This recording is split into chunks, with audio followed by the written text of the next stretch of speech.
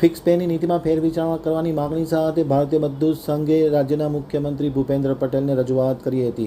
Fix penny નીતિ 5 વર્ષથી ઘટાડીને 2 વર્ષ કરવાની માગણી કરવામાં આવી છે. તાત્કાલિક અસરથી માગણીનો ઉકેલ ન આવે તો આંદોલન કરવાની પણ ભારતીય મજદૂર સંઘે ચીમકી આપી છે.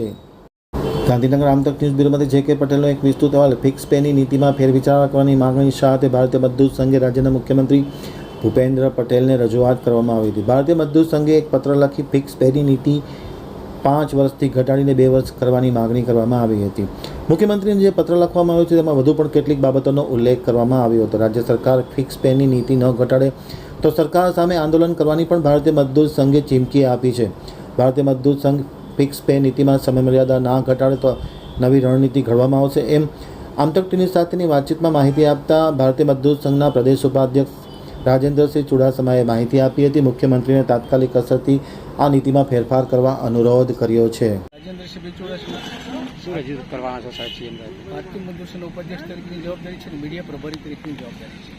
આજે અમે બંને ભારતીય મજદૂર સંઘના પ્રદેશ ઉપાધ્યક્ષ અને માન્ય મુખ્યમંત્રીશ્રીને એક રજૂઆત કરવા આવ્યા હતા.